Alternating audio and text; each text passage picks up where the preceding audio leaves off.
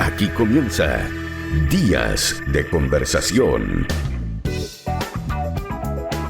¿Cómo están? ¿Cómo les va? Bienvenidos a nuestros Días de Conversación, una presentación de Espacio Claustro, tu espacio de cada noche para disfrutar, pasarlo bien, tener un grato momento. Espacio Claustro O'Higgins 862. También nos acompaña el COM en el ADN de las nuevas generaciones, que está liquidando todos los parlantes interactivos con unos descuentos fenomenales. Vaya, compruébelo.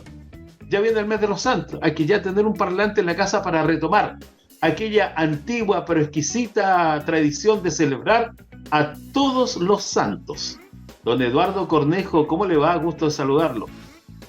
¿Cómo estás, estimado Jaime? Un gusto poder saludarte. Aquí estamos en el Congreso Nacional el día de hoy, por eso tenemos una escenografía distinta a la habitual, ¿cierto? Cuando estamos en los estudios de la radio, por efecto de este cambio de jornadas de trabajo legislativo en virtud, ¿cierto?, de lo que va a ser el día de mañana la cuenta pública presidencial. Pero siempre agradecido de esta oportunidad del espacio que tenemos para conversar de los temas contingentes, de los temas importantes del trabajo que estamos desarrollando.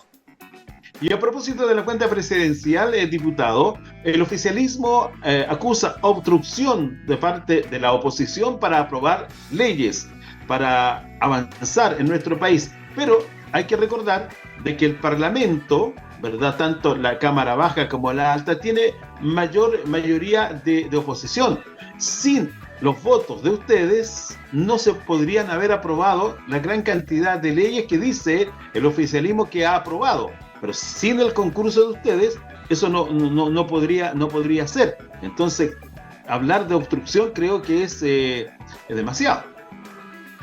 Así es, yo considero que es bien injusto que se señale que nuestro sector ha tenido un comportamiento obstruccionista con el gobierno, muy por el contrario.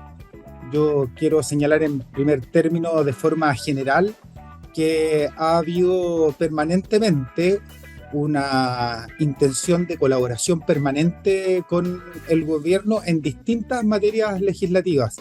De hecho, esta semana se votó nuevamente la aprobación de el estado de excepción constitucional para la macrozona sur, y estuvieron todos los votos nuestros disponibles, pensando en lo importante que es poder otorgar mejores medidas de seguridad para esa zona, que particularmente, cierto, en los últimos años ha sufrido de violencia, ataques terroristas. En general hay una sensación permanente de inseguridad por parte de los habitantes de esa importante zona de nuestro país. Y fíjense ustedes que, curiosamente, el Partido Comunista y parlamentarios del Frente Amplio lo votaron en contra. Votan en contra de un proyecto de ley que presenta el gobierno, ¿cierto? Parlamentarios oficialistas votan en contra de proyectos de ley, de iniciativas legislativas que presenta el gobierno. Allí concurrieron todos nuestros votos, entendiendo que el gobierno estaba planteando un proyecto de ley, ¿cierto?, que permite incorporar condiciones de seguridad a esta zona importante de nuestro país, y que en los últimos días fuimos testigos donde fueron asesinados, ¿cierto? Ya se cumplió un mes donde se cometió el asesinato a sangre fría, ¿cierto?, de 3 carabineros. Además, comentarles que, por ejemplo, en este ámbito de la colaboración al gobierno, nosotros hemos presentado 36 proyectos de ley, de los cuales el gobierno solamente ha puesto en discusión 2 de ellos. Y el último que se puso en discusión, que son iniciativas que nosotros le hemos planteado al gobierno, está el de la aceleración de trámites administrativos para la expulsión de extranjeros que hayan ingresado de manera irregular a nuestro país y que hayan cometido delitos, y el presidente solamente le colocó urgencia a este proyecto después de 9 meses de haber sido presentado. Una buena iniciativa legislativa, pero que el gobierno tardíamente, ¿cierto?, recoge y le pone urgencia para su tramitación. si uno piensa en lo que fue, por ejemplo, la votación de la reforma tributaria. ¿Saben por qué se rechazó? Exclusivamente por el voto en contra de parlamentarios de gobierno. Entonces, no pueden decir que ha habido un ánimo obstruccionista por parte nuestra. Y además, si uno considera lo que tú acabas de señalar, Jaime, nosotros somos minoría en la Cámara de Diputados, así que si el gobierno presenta buenos proyectos de ley, tiene los votos en el Congreso, por lo menos en la Cámara de Diputados, para ser aprobado. Así que hay que tener cuidado con lo que se dice, con lo que se señala, porque la realidad da cuenta de algo completamente distinto. Efectivamente. Y a propósito de realidades distintas y de situaciones, ustedes concurrieron como bancada el día miércoles a la Contraloría General de la República para presentar un requerimiento por la publicación de un spot, ¿verdad?, que va en algunos medios. No es un tema a nivel nacional, que debería ser en lo justo, que habla de la reforma previsional, del aumento de las cotizaciones, que va a aumentar el sueldo con el 6%, que aún no está aprobado y que más fue rechazado en la Cámara de Diputados. Aquí se está difundiendo algo que es falso. Así es. Fíjense que todos estamos de acuerdo en que es urgente poder legislar el proceso que permita aumentar las pensiones en nuestro país. Está siempre disponible la concurrencia de nuestros votos para efecto, por ejemplo, de aumentar la PGU.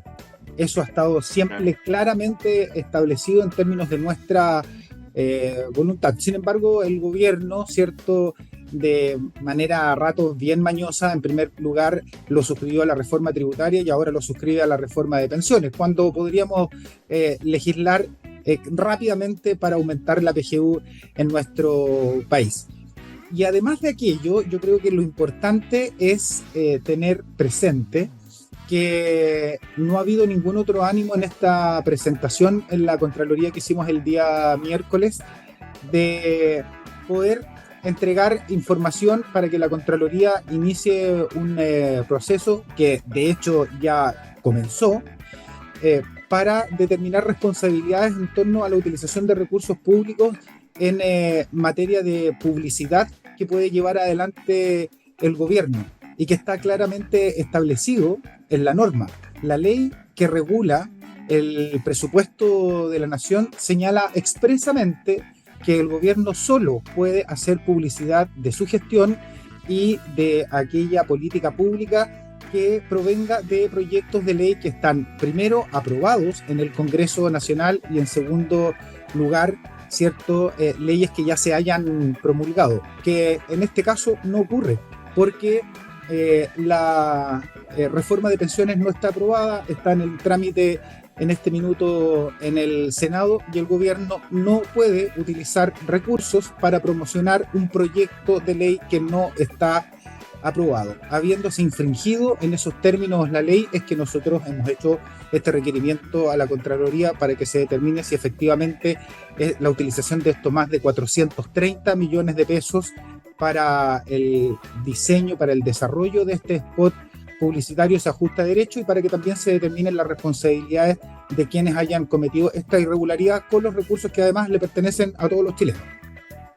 Estimado Eduardo Cornejo, diputado, con el cual estamos conversando hoy día a distancia, él en Valparaíso, nosotros acá en San Fernando, quiero comentarle algo. La ministra Vallejos hizo un comentario que para mí, o sea, esto es una opinión muy personal, me parece inexacto, cuando dijo que hoy la educación en manos de la SLEP está mejor que en manos de las municipalidades. Yo le puedo creer ese argumento a la ministra cuando me habla de la educación en San Fernando, creerle en el sentido del cumplimiento de pago de los sueldos, pero la administración general, ¿verdad?, de la educación, que está en manos de la SLEP, sobre todo en Colchagua, tiene gravísimos problemas. Y hay quienes señalan, estimado amigo político sanfernandino, de que aquí no se asume la responsabilidad que tiene la oposición frente a la administración de la SLEP Colchagua. Yo le compartiría a la ministra Vallejo dos datos.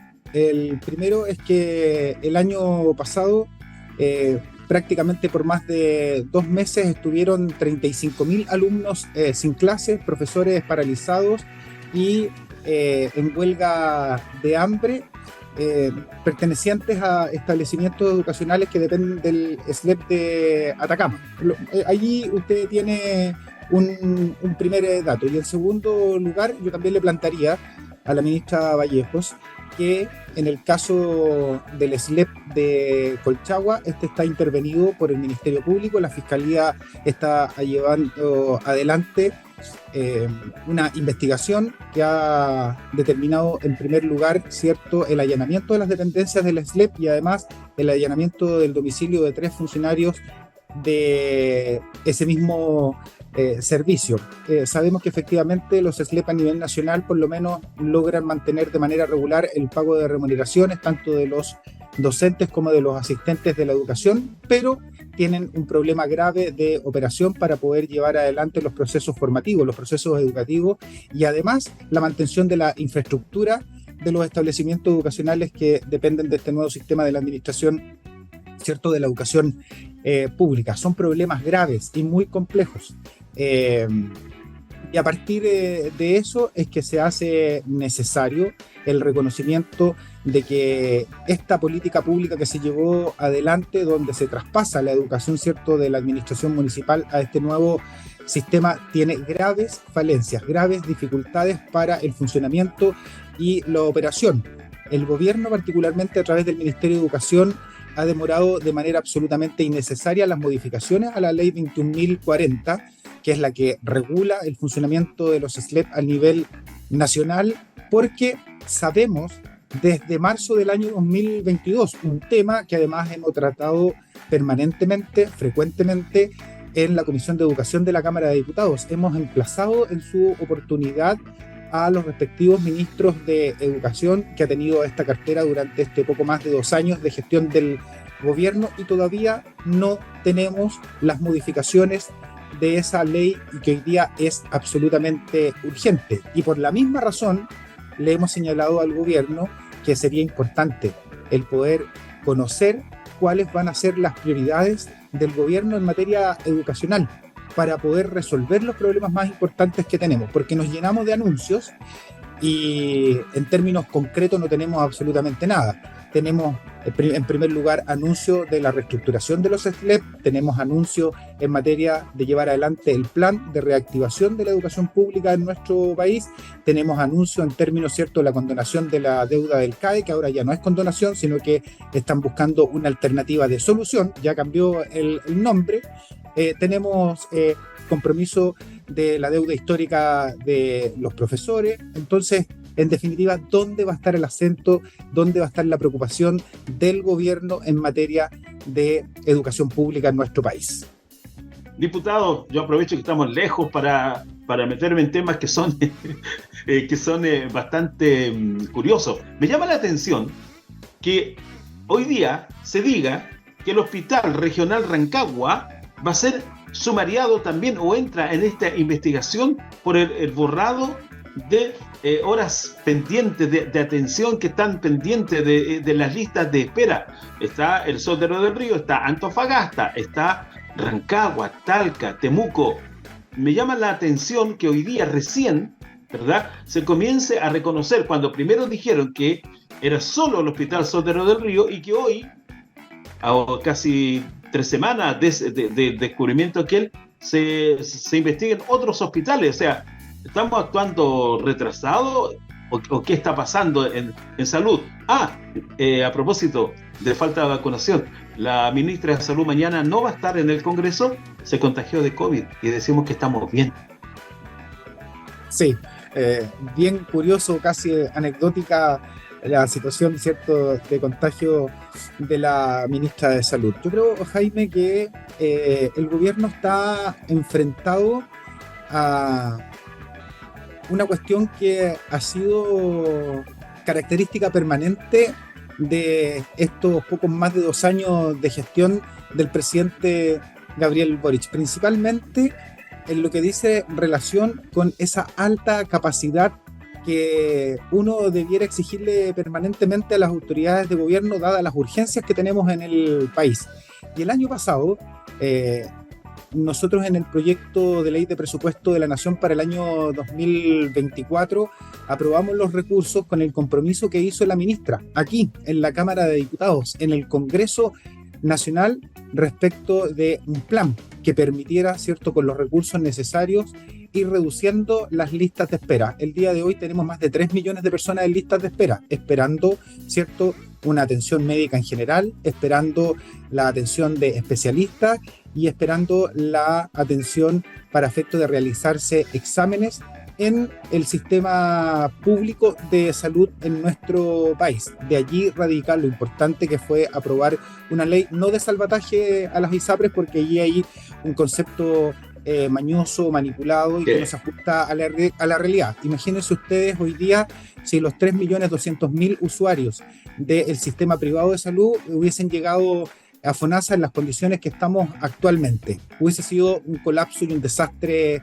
total. Las ISAPRES van a tener que pagar la deuda a sus ciertos usuarios y allí no hay nada que discutir. Pudiéramos disentir respecto de los tiempos, de los plazos, pero aquellos que plantean que le hemos dado un salvataje a las ISAPRES no es así. La primera condición a la cual todos en conocimiento de ellas nos abocamos particularmente para emitir nuestro voto era impedir el colapso del sistema público de salud y el dejar indudablemente sin atención a esa cantidad importante, ¿cierto? Más de 3.200.000 personas que se atienden en el sistema privado de salud en nuestro país. Pensando en lo que yo les planteaba respecto, ¿cierto?, de la aprobación de los recursos en el presupuesto del Ministerio de Educación, nada más importante que habiendo tenido todos los recursos y las herramientas necesarias para la buena gestión,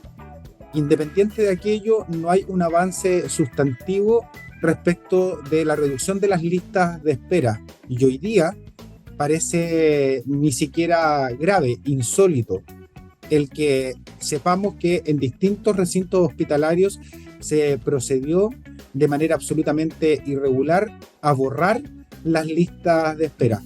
Yo creo que se va a hacer absolutamente necesario conocer todos los antecedentes, se han iniciado los procesos sumariales, es lo que ha señalado, ¿cierto?, durante la semana la ministra de Salud para determinar esa responsabilidad. Pero lo que es más urgente es la realidad que hoy día viven millones de familias en nuestro país, millones de usuarios, porque no hay sobre la mesa claridad alguna respecto de cuál va a ser la capacidad de gestión que le va a permitir al gobierno, en definitiva, ir, ¿cierto?, disminuyendo de manera sustantiva la lista de espera de quienes se atienden en el sistema de salud público. La angustia, la desesperación, la preocupación, yo por lo menos lo conozco directamente desde lo que ocurre en nuestro territorio cuando hay muchas personas que toman contacto con uno y le piden la posibilidad de acelerar el proceso de espera, sobre todo, por ejemplo, para cirugías. Hoy día en nuestro país hay más de 450.000 cirugías que están en lista de espera y allí es donde debiera particularmente el gobierno poner el acento, dando cuenta de su capacidad de gestión cuando además tienen los recursos para eso. Claro, porque los recursos fueron asignados en el presupuesto, a lo mejor la capacidad de poder administrarlos bien, el conocimiento que se pueda tener del manejo del gobierno. Quiero volverlo un poquitito al tema de educación con un tema que se me acaba de ir. Por no anotarlo. Es que la educación, aquí está, financiamiento de la educación, que lo tenía apuntado.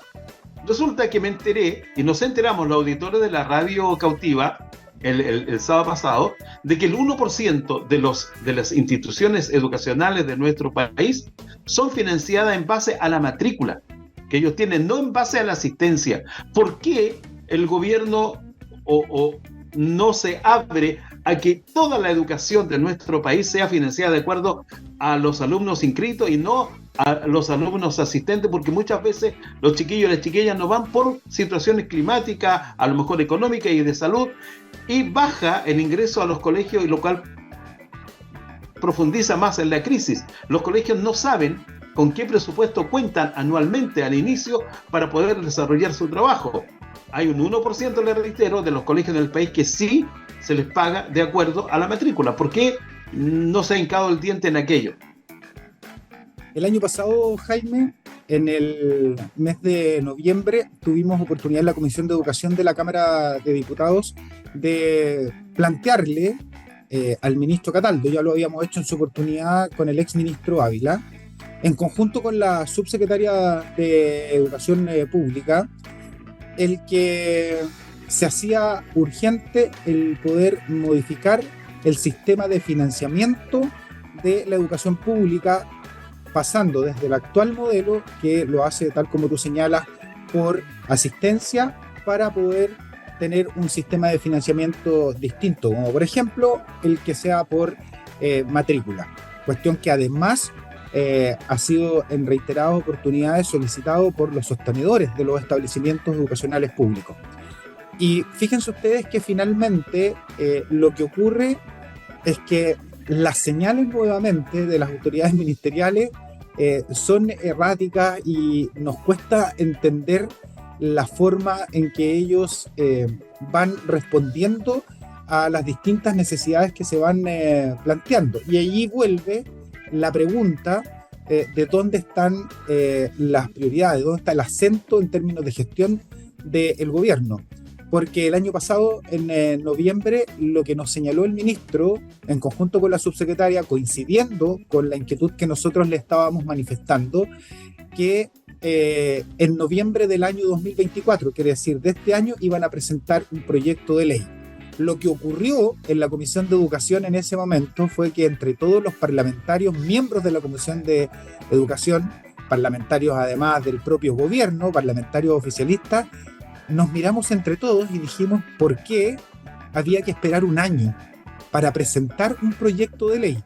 Eso quiere decir que el financiamiento de la educación pública, que representa un complejo escenario para efecto de disponer recursos que permitan no solamente pagar las remuneraciones de los funcionarios, sino que además de poder tener los recursos para equipamiento, para implementación, para todo aquello que se hace en extremo necesario, ¿cierto?, para llevar adelante procesos formativos de calidad, que es lo que tanto se pregona permanentemente, la mantención de los establecimientos educacionales, etcétera, etcétera. ¿Por qué, sabiendo que se plantea a partir del financiamiento por subvención de matrícula, de asistencia, no se cambia a un sistema distinto, por ejemplo, de matrícula?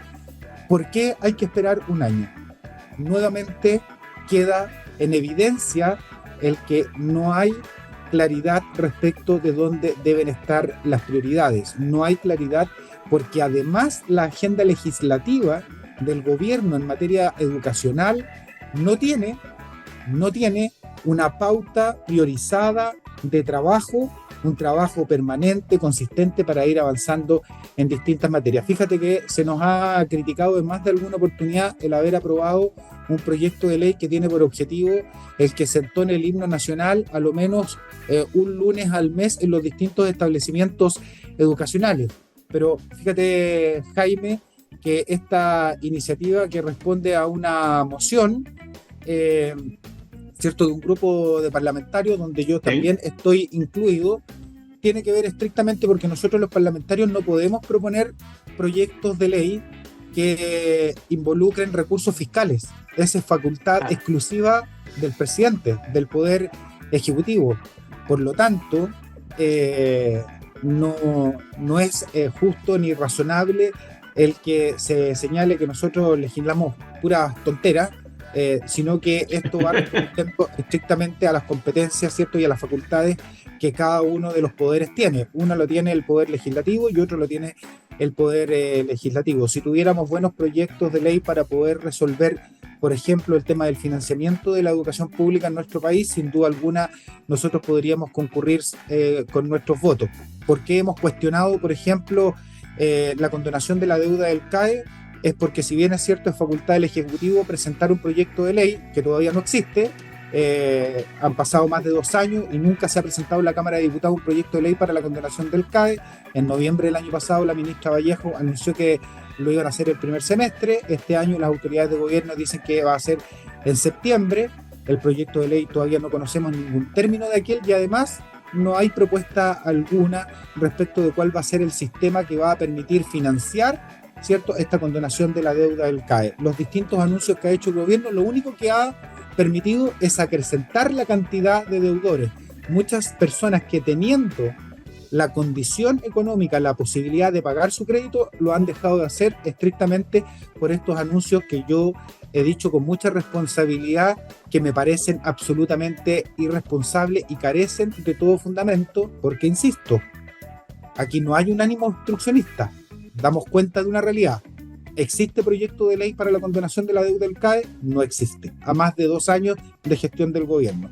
¿Existe diputado, un puesto de financiamiento? Tampoco existe, estimado Jaime. Diputado, el tiempo ya nos está pillando. Yo solo quiero hacer un comentario. ¿Es tan importante para el país la celebración del Día del Pajarete que se le pone suma urgencia por sobre todas las otras necesidades del país? ¿Recuerdas, Jaime, que en alguna oportunidad yo te he manifestado de alguna manera mi desconcierto y muchas veces mi frustración respecto del trabajo que se desarrolla en el Congreso Nacional, particularmente en la Cámara de Diputados, donde muchas veces se debaten largamente y se pierde una cantidad enorme de tiempo en distintas iniciativas que no tienen ningún sentido en virtud de las urgencias que tenemos en nuestro país? Fíjense ustedes que el día miércoles se rechazó en la Cámara de Diputados, no hubo acuerdo para poder, ¿cierto?, legislar un proyecto de ley que tenía por objetivo eliminar los impuestos para las donaciones en nuestro país, a partir de lo que hemos sabido por efecto, ¿cierto?, de los aportes y las donaciones que recibió la familia de Tomás, que tuvo una larga caminata, recaudó los recursos, pero que se evidencia que van a tener una carga de impuestos importante respecto de las donaciones que recibieron. Fíjense que se rechaza en la sala porque no hubo acuerdo la idea de legislar en términos de un proyecto de ley para eliminar los impuestos a las donaciones. Y, sin embargo, se aprueba un proyecto de ley que además el gobierno le puso urgencia en su discusión. Se aprueba un proyecto de ley para el Día Nacional del Pajarete. Yo creo que, en definitiva, las personas que están en sus casas, con justa razón, al Congreso Nacional lo evalúan como la peor institución en nuestro país. A partir de este tipo de cosas es que justamente las personas tienen una muy mala evaluación de los políticos y de la actividad política en nuestro país. El proyecto de ley que presentamos el año pasado, más de 9 meses en ponerle urgencia para discutirlo, y un proyecto de ley que está vinculado directamente a la expulsión de los extranjeros. Y aquí un proyecto de ley priorizado por el gobierno le puso discusión inmediata y se aprobó el Día Nacional del Pajarete. Fuera de compartir con ustedes este sentimiento muchas veces de frustración y de disconformidad, fíjense ustedes que nosotros podríamos decir en nuestro distrito que nos sentimos defraudados, porque nosotros también quisiéramos tener el Día Nacional del Pigüelo, que es bien propio y característico de nuestra zona. Pero tenemos la responsabilidad de no discutir proyectos de ley que no tienen ningún sentido dadas las urgencias en nuestro país. Muchas gracias, diputado, por compartir esta buena conversación desde Valparaíso hasta San Fernando, a la espera de la cuenta pública, la tercera del presidente Boris, en el Congreso Pleno de mañana. Nosotros decimos muchas gracias por haber compartido junto al COM en el ADN de las nuevas generaciones, con un 50% de descuento y más en los parlantes interactivos. Los hemos rebajado de precio en forma fenomenal. Recuerda, en Espacio Claustro, tu buen espacio para cada noche compartir y disfrutar con los amigos. Espacio Claustro también nos ha presentado. Nosotros nos encontramos mañana en Libre Opinión a las 13 horas. Gracias, buenas noches. Hasta aquí, el diálogo que aporta en la voz de los protagonistas. Jaime Díaz sostuvo una plática directa y honesta con sus invitados para que quedes al día con la contingencia. En Radio Cautiva 101.3. Esto fue